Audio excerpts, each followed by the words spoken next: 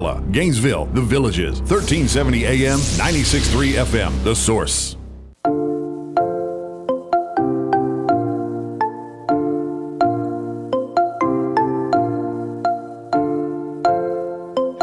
All right, 5 minutes after 10 o'clock. Thank you for tuning in. It's graduation time. And a long time ago, I went to a graduation for doctors. Mm-hmm. And every single doctor in that room had to recite the Hippocratic Oath.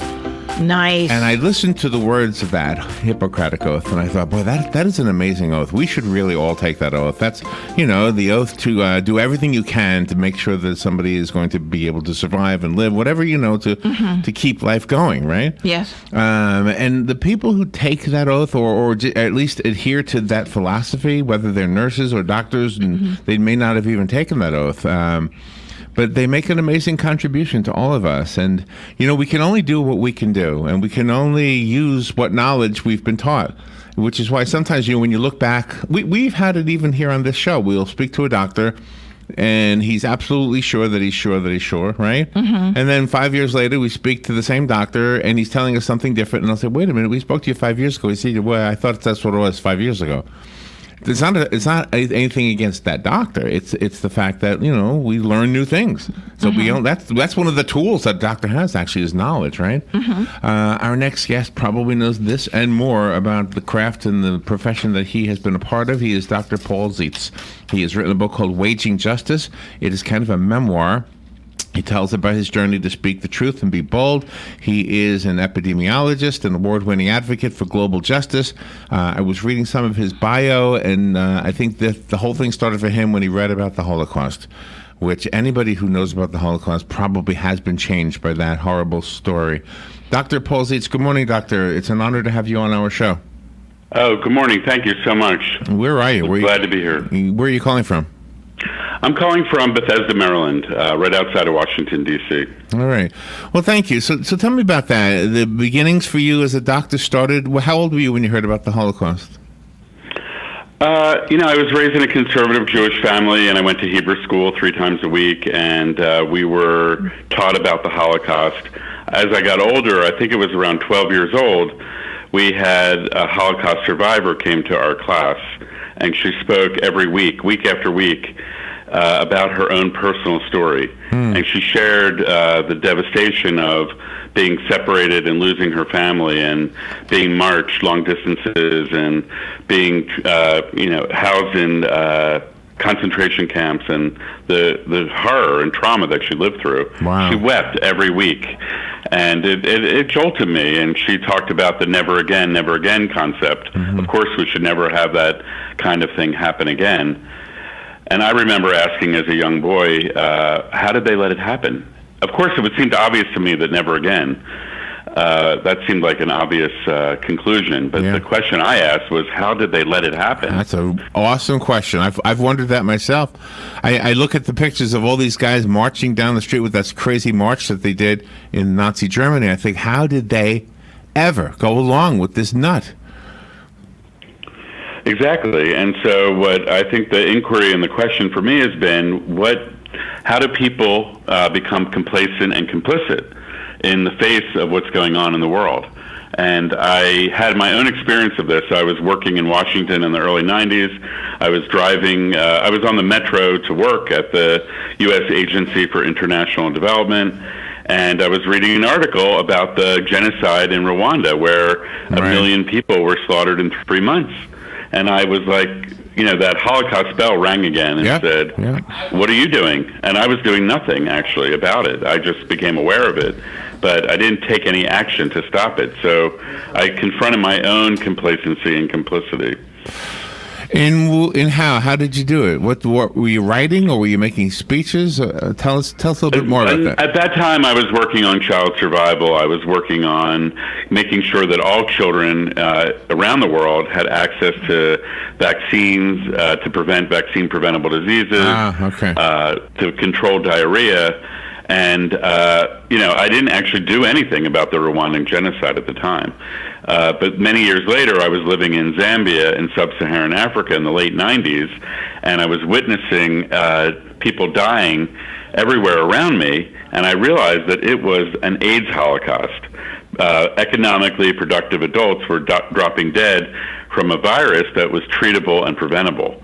And then that bell rang again, and then I committed myself to waging justice. I committed myself to doing whatever I could to try to reduce the deaths and dying and the pain and suffering that was resulting from the AIDS crisis. And so I came back to Washington and did an advocacy movement that was a bipartisan movement that contributed to the leadership that President Bush took in launching the President's Emergency Plan for AIDS Relief. Yeah. And that is seen as the most successful part of his foreign policy and the most successful international endeavor since the Marshall Plan after World War II. So I'm really proud of that work. And yeah. So, I want to share something with you that maybe our audience doesn't even know about Robin and myself. We made a decision. We've been doing this particular show 17 years. And we made a decision, rather than us just being on the radio, harping about whatever it is, the current story, and then either making fun of it or having fun with it or expressing our opinion, that we would purposefully invite guests to interview, and you are the perfect example of what we were looking for. I mean, certainly we have our share of sports figures and entertainers, etc. But the biggest thing I wanted was people, because I can't do what you do. Robin can't do what you do. We can't save lives with medical. We don't have the brain to do that. But we do have a microphone and an airwave, and we can say, you know what? The people who can make a difference need to be heard from. And so in our small way, in the small little town, plus, whatever people we reach through YouTube or whatever, it's our, so you actually complete us, because you give us a way to make our mission happen by getting the word out about what you can do and what other people can do. Well, I'm thrilled that we can work in solidarity, and you do your role, I do my role. We're all in this together. And I think with the crisis that we're facing now as a country and as a global community and as a species, everyone needs to do what they do within their lane, if you will, and connect the dots and join forces whenever we can. So thank you. Well, you talk about your passion for different cultures and everything, and you and Larry have something in common, because you both have djembe drums. And that is one of the chapters in your book, which I really enjoyed. That's funny. That's funny. I love the culture throughout that chapter and your reason. Yeah, so I traveled as a young boy. My parents took us to Canada and to Israel and to Florida. We went to the Everglades, and I became fascinated. And I have, but I started as a young age, a wanderlust for travel and to see the world. And so that djembe drum chapter took place in West Africa and Mali. So yeah, that was a great experience. Can you talk a little bit about the political divide or the political tug of war? Whenever we hear, for example, an issue like global warming, for example, and we're sitting in the hot seat regarding that, because we have guests on who will completely disagree with another guest, and the average person just wants to know, well, what can I do? I mean, what can I do to make it better? Just tell me the truth, and don't kind of candy coat it, or if I need to drive less or get a better, more fuel efficient car. And I know that's not exactly what you wrote about, but I think it probably happens with in regard to the vaccinations, for example. That's another one. We have doctors who are people who say they're medical experts who don't agree with the whole vaccine thing, and then others who say, no, that's wrong. Don't listen to that guy. So how do we as the average person know what to make of all of it? That's a great question. For me, I'm a scientist by training, and I use data and evidence, and then I have a set of values that I'm living by. And it's a combination of information and knowledge and a set of values that help me make my choices. And you're right, it's ultimately each of us has to choose about how we live each and every day. And so when my wife and I had children, and we reviewed the literature on vaccines, and we thought the benefits far outweighed the risks. And we looked at the data, and we looked at the information, and we made the best possible decision for our children. And I'm a strong believer in the safe and effective vaccines. And I believe that when you get a population immunized up to around 90%, you get what's called herd immunity. You protect everyone. So by you going forward and taking the vaccine or giving the vaccine to your children, you're benefiting your own child, of course, but you're in effect benefiting the whole community. And so that's my view on that. And in terms of the climate emergency, I think that it's a very complicated question that you're asking about why people don't believe in it and all that. What I would say is, like, we're at a different moment now, because everywhere in the United States and around the world, people are feeling the changing weather patterns. They're feeling the impact of hurricanes and droughts and floods and algae blooms and all the kinds of signs that that global warming is underway.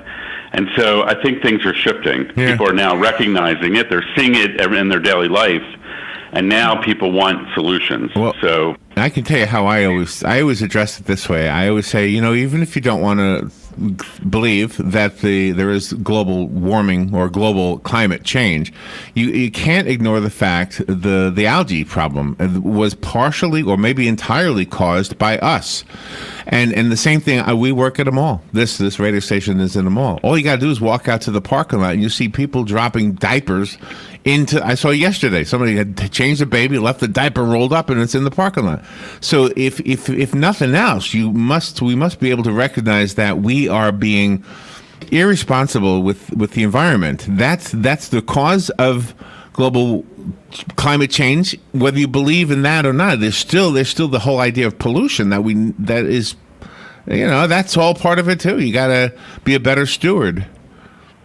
Yes, so I think we're in a very exciting moment, I think, in American history and human history. This is the biggest challenge humanity has ever faced. We're going to be going through a major disruption and transformation in the next decade. We're going to be rapidly shifting to clean and renewable energy. We're going to be shifting the way we transport ourselves. There's a whole revolution happening with automated vehicles that some are predicting will make the combustion engine obsolete in the next decade. And we're seeing the opportunity to build new industries and create new jobs for the future so that we can live in a better balance with our environment. So the examples that you talked about pollution and trash and how we buy products that are plastic and oil-based and all the things that we take for granted are all things that we can evolve and do things better and more systematically in balance with our environment. And so I feel like it's exciting in a way that we get to live through this really big transformation. It's going to be rocky, but it's going to be fun. You also speak about abuse in your book and your dad's revelation to you.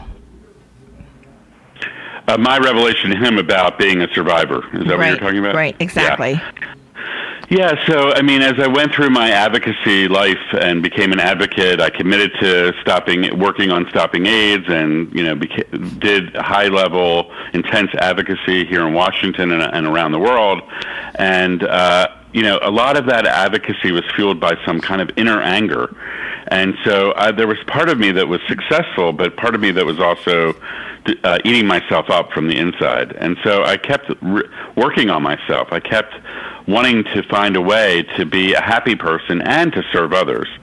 And so I did a lot of work. And through about a decade ago, in my late 40s, I started having flashbacks and did memory retrieval. And it turned out that and I didn't even believe this myself. I literally had no idea. I had amnesia. I had amnesia barrier, and I had been a victim of early childhood incest at the hands of my father, and I didn't know that my whole adult life. I didn't have awareness of it, rather, and so it was a very difficult time. I was really shattered at all levels, and I had to reconstruct myself. And I made a choice to walk a path of forgiveness with my father and my mother, for that matter, and engage them in my truth, what I experienced, and my memories of it at that point. And did he admit?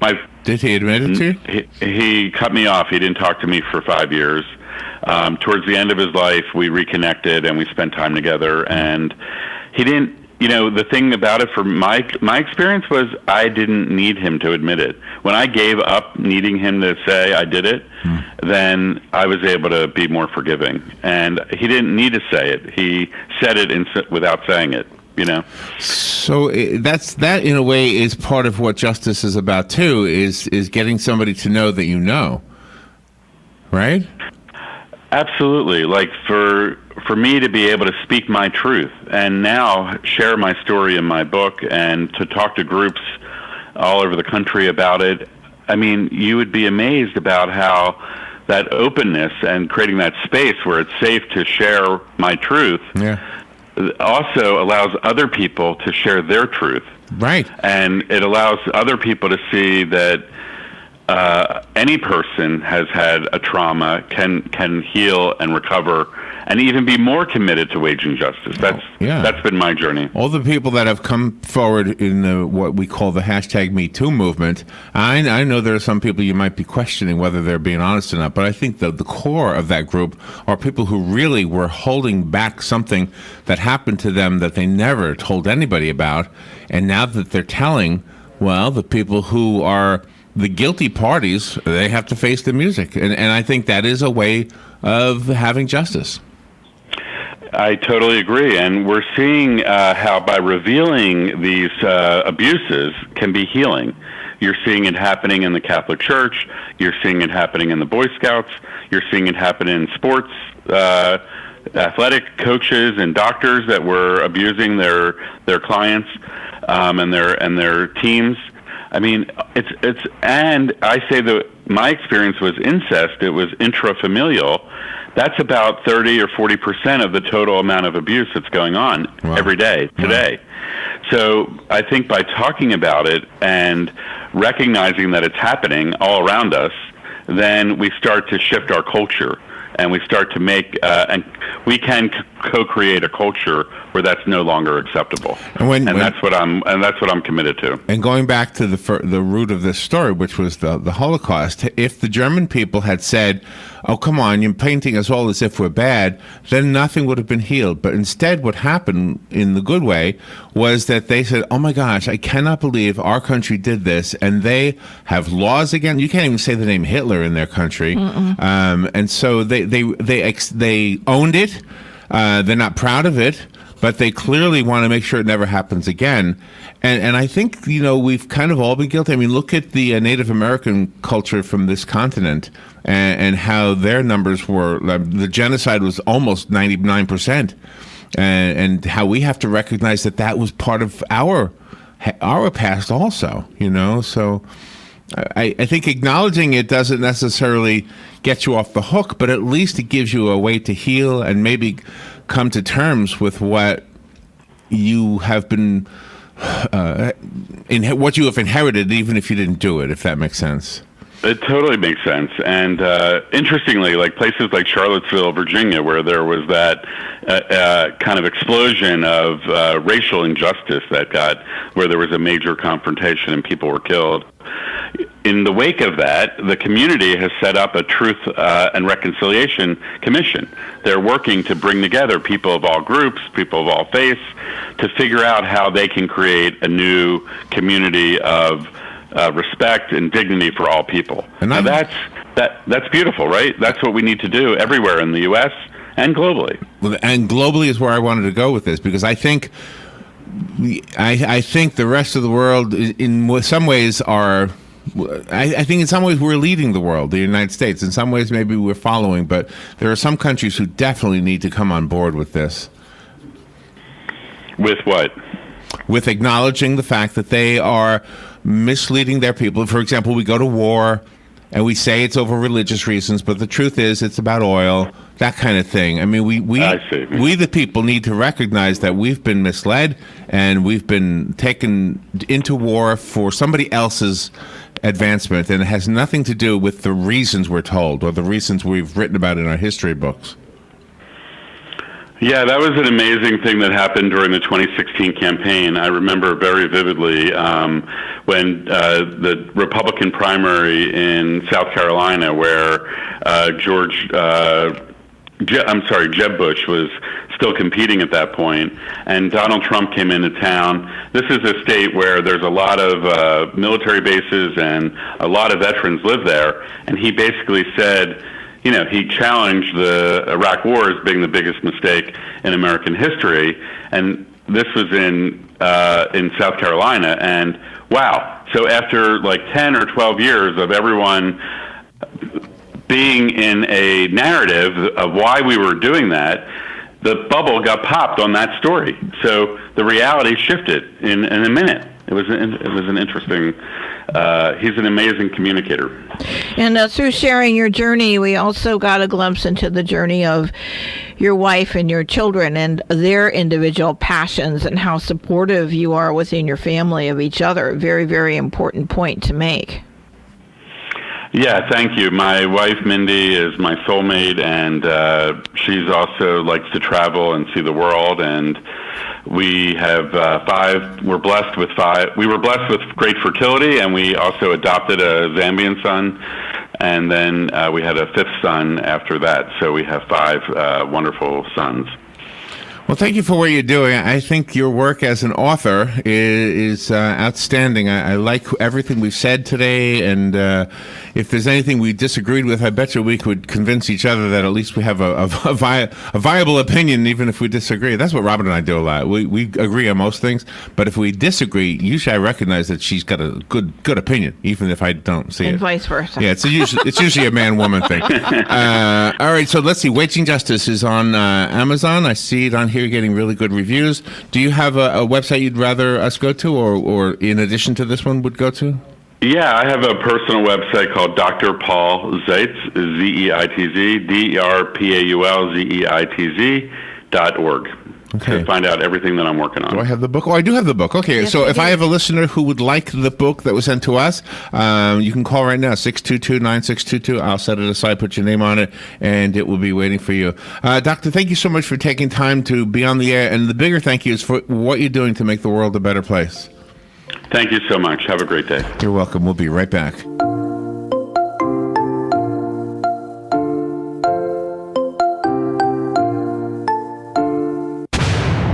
Time Out Billiards and Buffet. The grand opening is this Friday, May 24th at 8 p.m. with special entertainment on hand.